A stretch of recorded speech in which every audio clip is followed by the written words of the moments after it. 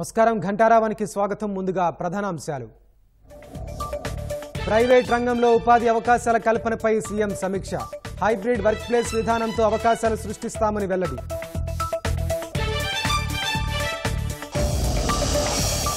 మద్యం కుంభకోణం కేసులో ముగిసిన సిఐడి సోదాలు. వాసుదేవరెడ్డి కార్యాలయంలో కీలక దస్త్రాలు స్వాధీనం.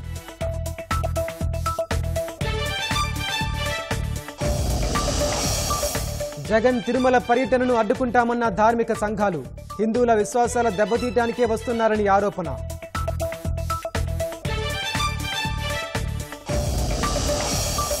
జనసేనలో చేరిన బాలినేని, సామినేని, కిలారి రోసయ్య.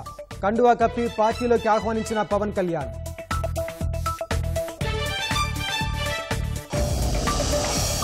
పేర్ని నాని అనుచిత వ్యాఖ్యలపై బగ్గుమన్న జన సైనికులు. కుళ్ళు రాజకీయాలు చేస్తే ప్రజలు కొల్లబొడుస్తారన్న మంత్రి కొల్లు.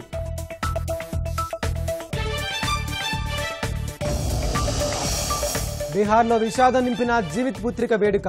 నదులు, చెరువులో స్నానానికి దిగి 43 మంది మృతి.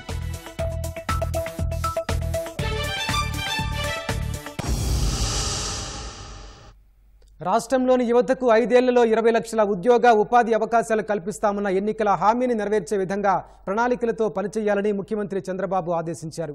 యువజన సర్వీసులు, క్రీడలపై సీఎం చంద్రబాబు సచివాలయంలో సమీక్ష నిర్వహించారు. నైపుణ్య శిక్షణ శాఖ, ఎంఎస్ఎంఈ విభాగం, ఇండస్ట్రీస్, సెర్పు శాఖ అధికారులను సీఎం వివరాలు అడిగి తెలుసుకున్నారు. నైపుణ్య శిక్షణ ద్వారా పరిశ్రమలకు అవసరమైన విధంగా మానవ వనరులు సమకూర్చాలని సీఎం సూచించారు.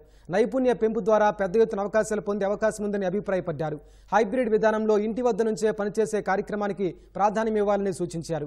బహుళజాతి కంపెనీలతో ట్రైనింగ్ సెంటర్ల ఏర్పాటు ప్రక్రియ చేపట్టాలని అన్నారు. విజయవాడలో వరదల్లో మునిగి సర్వం కోల్పోయిన బాధితులు తమకు ఉపాధి చూపించాలని కోరారని, ఆ ప్రాంతంలో ఎలాంటి ఉపాధి కల్పన చేపట్టవచ్చిన అంశంపై పరిశీలన జరిపి కార్యాచరణ అమలు చేయాలని సీఎం అన్నారు. వివిధ కారణాలతో గ్రామాల్లో ఉండిపోయిన వారికి పనిచేసేందుకు అవసరమైన అవకాశాలను కల్పిస్తే మంచి ఫలితాలు వస్తాయని, ప్రభుత్వం, పారిశ్రామికవేత్తలు కలిసి ఈ పని చేయాలని సీఎం అన్నారు.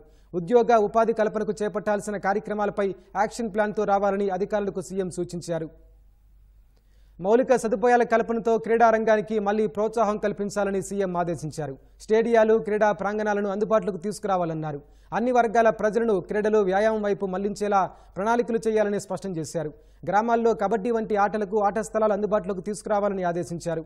గత ప్రభుత్వంలో నిలిచిపోయిన 35 క్రీడా వికాస కేంద్రాల పూర్తికి 23 కోట్లు మంజూరు చేశారు. తల్లిదండ్రులు, ఉపాధ్యాయుల భాగస్వామ్యంతో విద్యా వ్యవస్థను బలోపేతం చేస్తామని మంత్రి లోకేష్ తెలిపారు. శ్రీకాకుళం సరంగడోల వీధిలోని మున్సిపల్ ప్రాథమిక పాఠశాలను ఆకస్మికంగా తనిఖీ చేశారు. పాఠశాలల్లో వాస్తవ పరిస్థితులను తెలుసుకునేందుకు ఆకస్మిక తనిఖీలు చేస్తున్నట్లు లోకేష్ చెప్పారు. టీటీడీ విధి విధానాలు బాగాలేవని చాలామంది ఫిర్యాదు చేశారని తెలిపారు. తిరుమలను ప్రక్షాళన చేసే క్రమంలో వాస్తవాలు బయటకొచ్చాయన్నారు. తిరుమల వెళ్తానంటున్న జగన్ డిక్లరేషన్ ఇచ్చే సాంప్రదాయాన్ని పాటిస్తే బాగుంటుందని లోకేష్ హితవు పలికారు. ఒక పక్కన అధికారులతో సమీక్ష చేస్తూ, ఇంకో పక్కన డేటా తీసుకుని ఏ స్కూలు ఎలా ఉంది, ఇన్ఫ్రాస్ట్రక్చర్ ఎలా ఉంది, పిల్లల మార్కులు ఎలా ఉన్నాయి, అటెండెన్స్ ఎలా ఉంది, కంప్యూటర్ ల్యాబ్ ఉందా లేదా, ఇన్ఫ్రాస్ట్రక్చర్ లోటుపాట్లు ఏంటి, ఇవన్నీ కూడా నేను తెలుసుకోవడం జరిగింది. కేవలం ఒక ఇన్ఫ్రాస్ట్రక్చరే కాదు, తల్లిదండ్రులు కూడా పేరెంట్ టీచర్ మీటింగ్ ద్వారా వాళ్ళని కూడా ప్రభుత్వ పాఠశాలలో భాగస్వామ్యం చేయాలనే ఆలోచనలో ప్రభుత్వం ఉంది. వాళ్ళు మాకు ఫీడ్బ్యాక్ ఇచ్చిన తర్వాత అవి మేము సెంట్రలీ అమలు చేసే బాధ్యత మీ ప్రభుత్వం తీసుకుంటుంది. నాడు నేడు కింద గత ప్రభుత్వం కార్యక్రమాలు ప్రారంభించింది, వాళ్ళే ఆపేస్తాం జరిగింది. ఈ ప్రభుత్వం వచ్చిన తర్వాత ఆగేది కాదు, వాళ్ళు పేమెంట్ చేయక ఆపేస్తాం జరిగింది. ఆల్రెడీ దానిపైన నేను ప్రాథమిక నివేదిక అడిగాను. ఎంక్వైరీ అయిన తర్వాత తప్పనిసరిగా యాక్షన్ తీసుకుంటాను. అన్ని మతాలని మనం గౌరవించాలి. నేను చర్చికి వెళ్తే వాళ్ళ విధి విధానాలు నేను పాటిస్తాను, మసీదుకి వెళ్తే వాళ్ళ విధి విధానాలు నేను పాటిస్తాను, గుడికి వెళ్తే వాళ్ళ విధి విధానాలు నేను పాటిస్తాను. అది మాజీ ముఖ్యమంత్రి వర్యులు పులివెందుల ఎమ్మెల్యే గారు కూడా పాటిస్తే బాగుంటుందని నేను కోరుతున్నాను. పాదయాత్రలో ఎవరిని కలిసినా నాణ్యత లేదు, లడ్డు పాడైపోతుంది, భోజనం సరిగా లేదు, అసలు టీటీడీ విధి విధానాలు సరిగా లేదు అని చెప్పింది. నిన్న మొన్న కూడా వీడియోలు బయటకు వచ్చినాయి. సామాన్యులకి దేవుడిని గౌరవం చేసే విధంగా వాళ్ళు ప్రవర్తించారు, జరిగింది. సో అవన్నీ కరెక్ట్ చేసే క్రమంలో ఇది బయటకు వచ్చింది. పాదయాత్రలో నేను ట్వీట్ పెట్టాను, అదే అందరూ వచ్చి నాకు కంప్లైంట్ చేస్తున్నారు, ఇది సరికాదు, దేవుడి జోలికి వెళ్ళొద్దు స్వామి అని చెప్పాను.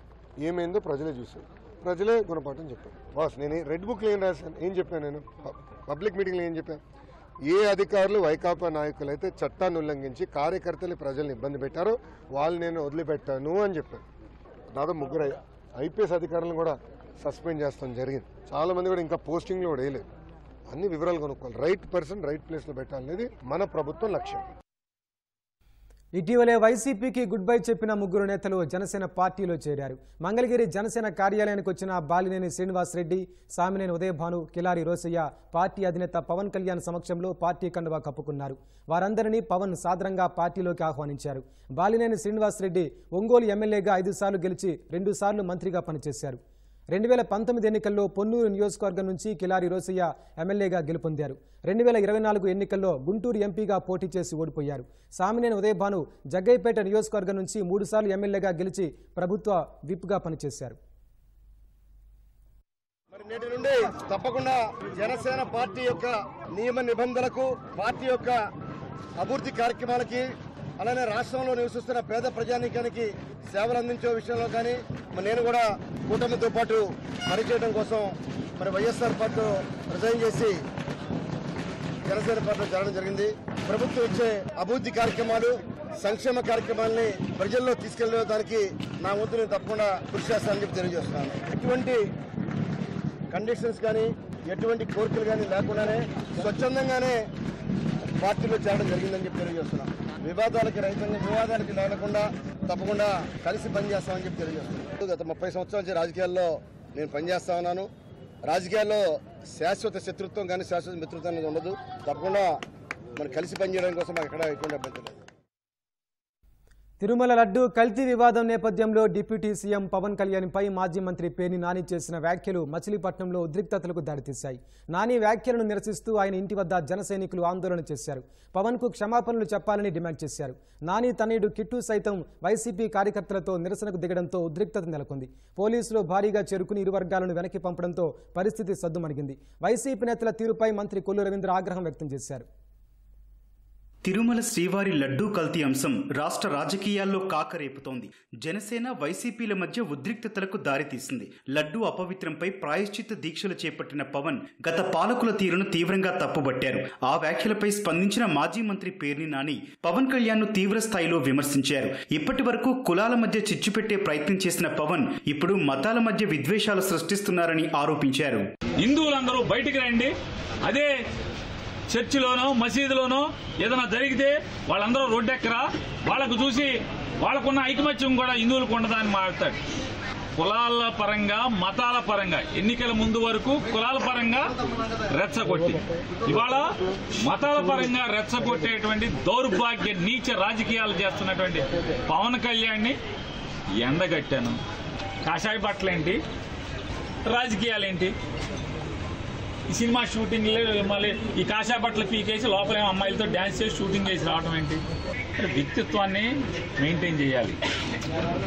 అంతేగాని పోతి పేరంటాల్లాగా మెట్లుకి పసుపు కుంకాలు రాసుకుంటే ఏమవుదో పోతి పేరంటాలు అంటారు. పల్లెటూళ్ళలో, గ్రామాల్లో పోతి పేరంటాలు అంటారు. పేర్ని నాని వ్యాఖ్యలపై తీవ్రంగా మండిపడ్డ జన సైనికులు మచిలీపట్నంలోని ఆయన ఇంటి ముందు ఆందోళనకు దిగారు.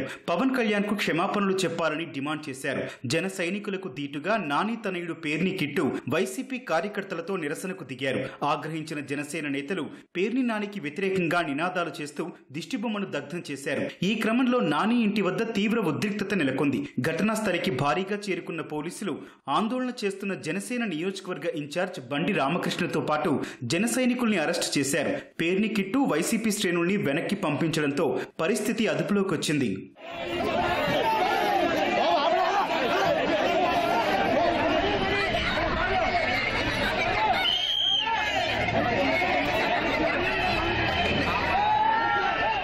వైసీపీ నేతల వ్యాఖ్యలపై మంత్రి కొల్లు రవీంద్ర ఆగ్రహం వ్యక్తం చేశారు. కుళ్ళు రాజకీయాలు చేస్తే ప్రజలు కుళ్లబొడుస్తారని పేర్ని నానిని హెచ్చరించారు. కృష్ణా జిల్లాలో వరదలు వచ్చినప్పుడు వైసీపీ నేతలంతా ఎక్కడికెళ్లారని నిలదీశారు. మీటింగ్ పెట్టి పారిపోయి దాక్కుని కలుగులోంచి బయటకు వచ్చినాయి. కలుగులోంచి వచ్చినటువంటి కొడాలి నాని, వంశీ, ఇక మిమ్మల్ని ఆ దేవుడే కాపాడలేము నాకు తెలిసి. ఎందుకంటే అంత కసిగా ఉన్నారు ప్రజలు. మీరు మాట్లాడినటువంటి మాటలు ఇప్పటికి కూడా మీలో ఇంకా పరివర్తన రాలే. మరి నేను చేసి ఆ నెయ్యిని లడ్డు ప్రసాదంలో వాడి స్వామివారి కైంకర్యాల్లో వాడితే ఇంకా మీరు అతనితో ఉన్నారంటే ఇంకా ఇంతకంటే గౌరవం అయితే గౌరవం ఇంకోటి ఉండదు. నీచ రాజకీయాలు ఇంతకంటే ఇంత గౌరవం ఉండదు. ఇవాళ పవిత్ర ఆశయంతో పవన్ కళ్యాణ్ గారు రాష్ట్ర అభివృద్ధి కోసం ఇవాళ మీరు చేయలేని చేతకాని పని 6,000 కోట్ల రూపాయల నిధులు తీసుకొచ్చి ఈరోజు పంచాయతీల్లో రోడ్లు నిర్మాణం చేయడానికి శంకుస్థాపనలు ఇవాళ మేము ప్రారంభోత్సవాలు చేసుకుంటున్నామంటే అది లీడర్షిప్ అంటే. దాని గురించి మాట్లాడతారండి. చర్చకు రండి, జిల్లా చర్చకు మీకు దమ్ముందా? మగాళ్ళు అయితారండి మీరు. చంద్రబాబు నాయుడు గారి గురించి ఏకవచనంతో మాట్లాడతాం, పవన్ కళ్యాణ్ గారి గురించి మాట్లాడటం మేము ఆపగలుగుతాం, మేము కంట్రోల్ చేయగలుగుతాం.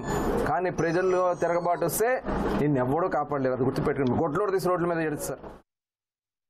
హిందూ మతంపై విశ్వాసం లేని జగన్మోహన్ రెడ్డి తిరుమల రావడానికి వీల్లేదని ఏపీ సాధు పరిషత్ అధ్యక్షుడు శ్రీనివాసానంద సరస్వతి అన్నారు. జగన్ తిరుమల పర్యటనను అడ్డుకుంటామని స్పష్టం చేశారు. ఈ మేరకు అలిపిరి గరుడకోడలి వద్ద నిరసన చేపట్టారు. గో బ్యాక్ జగన్ అంటూ ప్లకార్డులతో ప్రదర్శన నిర్వహించారు. వైసీపీ హయాంలో వందలాది ఆలయాలపై దాడులు జరిగినా పట్టించుకోకుండా, తిరుమల లడ్డు కల్తీ చేసినా నోరు మెదపకుండా ఇప్పుడు తిరుమలకు ఎలా వస్తారని ప్రశ్నించారు.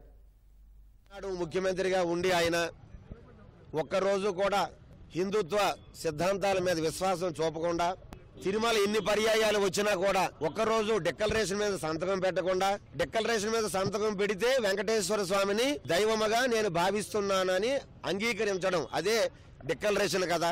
దాని మీద ఒక్కరోజు సంతకం పెట్టకుండా, కనీసం బ్రహ్మోత్సవాల సమయంలో తన భార్యనైనా కూడా తీసుకురాకుండా, ముత్యాలు, తలంబ్రాలు, పట్టు వస్త్రాలు సతీ సమేతంగా ఇవ్వాల్సిన పరిస్థితులు ఆయన ఒక్కడే ఇచ్చి గత 5 సంవత్సరాలు హిందువుల విశ్వాసాలను కానీ, తిరుమల ఆచారాలు కానీ, తిరుమల పవిత్రతను కానీ దేన్ని లెక్క చేయకుండా జగన్మోహన్ రెడ్డి బాహాటంగా హిందువుల్ని, హిందూ విశ్వాసాలను మోసగించినటువంటి మీరు ఈరోజు ఎలా వస్తున్నారు తిరుమలకి? పవిత్రమైన లడ్డూ ప్రసాదంలో కల్తీ చేసి ఆ ప్రసాదాన్ని కోట్లాది మంది స్వీకరించి అందరూ ఆవేదన చెందుతున్నటువంటి సందర్భంలో మళ్ళీ మా గుండెలు మరొకసారి పగలడానికి వస్తున్నారా? అసలు క్రైస్తవుగా ఉండి మీరు మా తిరుమల ఎలాగ వస్తారు? మీరు హిందూ సమాజాన్ని రెచ్చగొట్టకండి. ఇప్పటికే మేము గాయాలతో ఉన్నాం, మా గాయాలు ఇప్పుడిప్పుడే కుదురు పడుతున్నాయి. మళ్ళీ మీరు దాని మీద కారణం చల్లకండి. హిందువుల విశ్వాసాలను దెబ్బతీయటం కోసమే జగన్ తిరుమల పర్యటనకు వెళ్తున్నారని సనాతన ధర్మ పరిరక్షణ సమితి ఆరోపించింది. వెంకటేశ్వర స్వామి భక్తుల మనోభావాలను రెచ్చగొట్టేలా జగన్ తీరు ఉందని నేతలు అభిప్రాయపడ్డారు. జగన్ కుట్రలను వెంకటేశ్వర స్వామి భక్త బృందాలు, హిందూ ధార్మిక సంఘాలు, స్వామీజీలు అందరూ కలిసి అడ్డుకుని తీరుతామని హెచ్చరించారు. జగన్ కిరికిరి చెలో అలిపిరి పేరుతో నిరసన కార్యక్రమం నిర్వహిస్తామని ప్రకటించారు. తిరుమలలో స్వామి దర్శనానికి అన్య మతస్థులు డిక్లరేషన్ ఇవ్వాలని నిబంధన ఉన్నా జగన్ పట్టించుకోకపోవటాన్ని తప్పుపట్టారు. రెడ్డి శాంతి భద్రతల సమస్య తెచ్చేందుకోసం కుట్ర పన్నాడు. గతంలో తాను చేసిన తప్పుల్ని కప్పిపుచ్చుకోవటం కోసమే, పంతం కోసం తిరుమల మెట్ల మీద నేను ఎక్కి వస్తానని చెప్పాడు. అందుకనే మరలా చెప్తున్నాం, మీరు తిరుమల రావటానికి మాకు ఎటువంటి అభ్యంతరం లేదు. కానీ మీరు స్వామివారి డిక్లరేషన్ పుస్తకంలో ఖచ్చితంగా సంతకం పెట్టాల్సిందే. పెడతానని చెప్పి మీరు ప్రకటన చేయాల్సిందే. చేయకుండా గనక మెట్లు మార్గం గనక ఎక్కితే మెట్ల మార్గంలోనే మిమ్మల్ని అడ్డుకొని తీర్తామని చెప్పి జగన్మోహన్ రెడ్డిని హెచ్చరిస్తున్నాం. గతంలో నువ్వు సీఎం ఉన్నప్పుడు నడిచావా? నడవపోయావా? ఇన్నిసార్లు తిరుపతి కొండకు వచ్చావు, డిక్లరేషన్ సంతకం పెట్టేప్పుడన్నా? ఎంత అరాచకం చేశారు వెంకటేశ్వర స్వామి వారి దగ్గర తిరుపతి కొండపైన. మీరు చేసే యదవ పనులన్నీ చేసి ఇప్పుడు దాన్ని కప్పిపుచ్చుకోవడానికి బొక్కాయిస్తారు. ఎందుకు? ఎక్కడైనా మారండి దయచేసి. మీరు రాజకీయాలు చేసుకోండి, దేవుడి దగ్గర రాజకీయాలు చేయొద్దు. ఆయన అసలు ప్రాయశ్చిత్తానికి వెళ్తున్నాడా, యుద్ధానికి వెళ్తున్నాడా, ఎవరి మీదకి వెళ్తున్నాడు, క్షమాపణ చెప్పడానికి వెళ్తున్నాడా, ఎందుకు వెళ్తున్నాడో ముందలు చెప్పి ప్రతి ఒక్కరికి ఇక్కడే సగం క్షమాపణ చెప్పాడు అనుకోండి, సగం ప్రాయశ్చిత్తం ఇక్కడే జరిగిపోతుంది. జగన్ రెడ్డి చేయలేదంట అనేది నిరూపించుకో చేతనైతే కనుక. అక్కడికి వెళ్ళి ఏం చేస్తావు నువ్వు? బెనామీ మద్యం కంపెనీలు, వాటి లావాదేవీలపై సిఐడి అధికారులు దర్యాప్తు వేగవంతం చేశారు. ప్రసాదంపాడులోని ఏపీ బ్యావరేజెస్ మాజీ ఎండీ వాసుదేవరెడ్డి కార్యాలయంలో సిఐడి అధికారులు 3 రోజుల పాటు తనిఖీలు నిర్వహించారు. తనిఖీల్లో కీలకమైన డాక్యుమెంట్స్, డిజిటల్ ఆధారాలను సేకరించారు.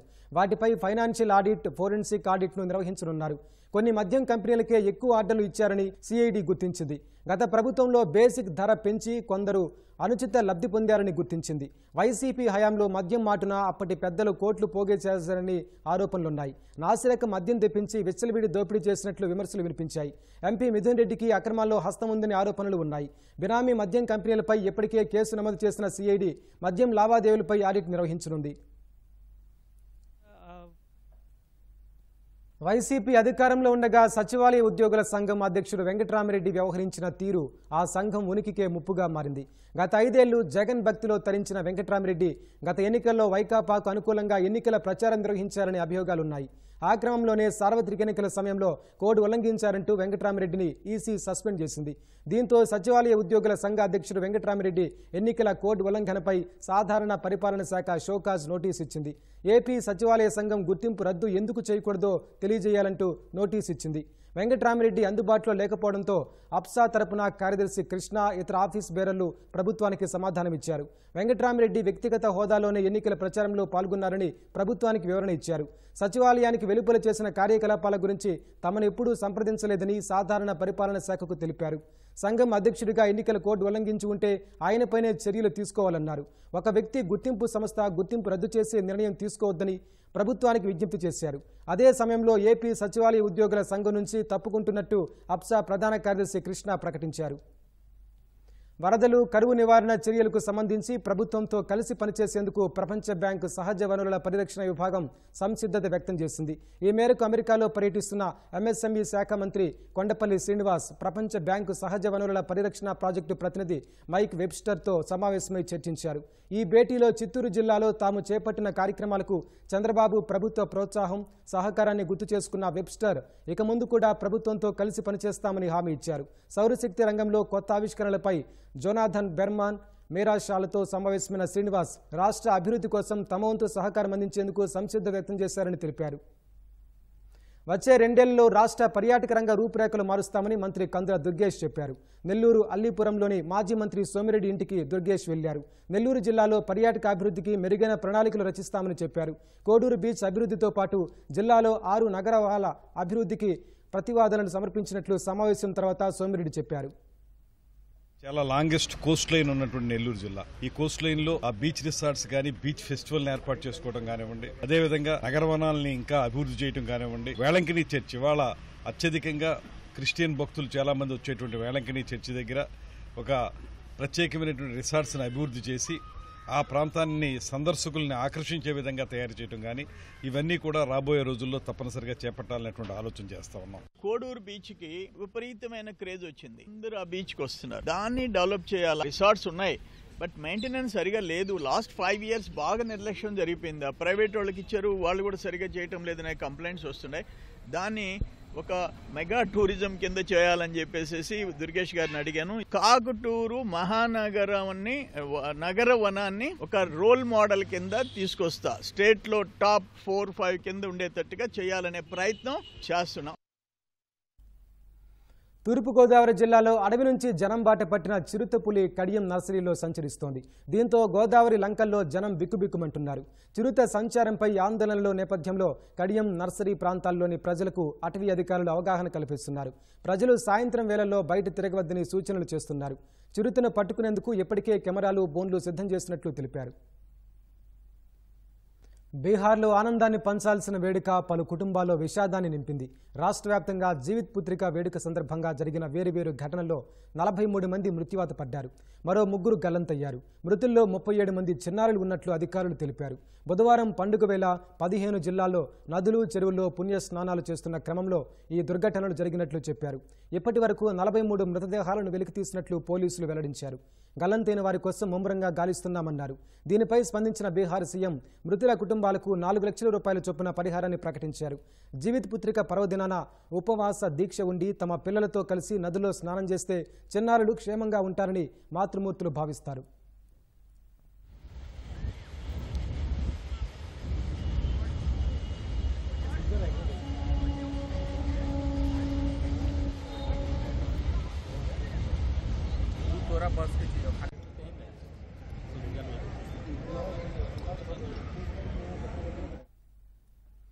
మైసూరు నగరాభివృద్ధి సంస్థ ముడా కుంభకోణం కర్ణాటక రాజకీయాలను కుదిపేస్తున్న క్రమంలో సిద్ధరామయ్య ప్రభుత్వం కీలక నిర్ణయం తీసుకుంది.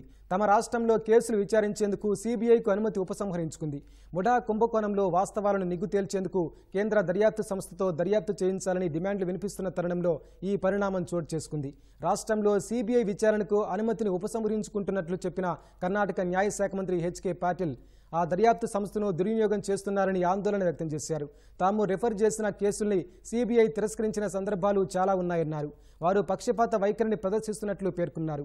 సిబిఐ తప్పుడు మార్గంలో ప్రయాణించకుండా నియంత్రించడానికే ఈ నిర్ణయం తీసుకున్నట్లు తెలిపిన పాటిల్ ముడా స్కామ్తో దీనికి ఎలాంటి సంబంధం లేదన్నారు. అలాగే తమ అనుమతి లేకుండా గవర్నర్ అడిగిన ఎలాంటి సమాచారం అందించకూడదని రాష్ట్ర చీఫ్ సెక్రటరీకి కర్ణాటక కేబినెట్ ఆదేశాలు జారీ చేసింది. జమ్మూ కశ్మీర్లో ఉగ్రవాదాన్ని పాతాళంలోకి పాతిపెట్టామని బీజేపీ అధికారంలో ఉన్నంత వరకు ఆ భూతం మళ్లీ తిరిగి రాదని కేంద్ర హోంశాఖ మంత్రి అమిత్ షా అన్నారు. శాసనసభ ఎన్నికల్లో కాంగ్రెస్ నేషనల్ కాన్ఫరెన్స్ కూటమి గెలిస్తే జమ్మూ కశ్మీర్లో పాకిస్తాన్ ఎజెండాను అమలు చేస్తాయని ఆరోపించారు. ఉదంపూర్ కతువాలో ఎన్నికల ప్రచారంలో పాల్గొన్న అమిత్ షా కాంగ్రెస్ ఎన్సీలపై విమర్శలు గుప్పించారు. కాంగ్రెస్ ఎన్సీలు 40 ఏళ్ల పాటు జమ్మూ కశ్మీర్ను ఉగ్రవాదుల కోసం త్యాగం చేశాయని విమర్శించారు. ఇప్పుడేమో ఉగ్రవాదులు వేర్పాటువాదులను విడుదల చేయాలని అంటున్నాయని ఆగ్రహం వ్యక్తం చేశారు.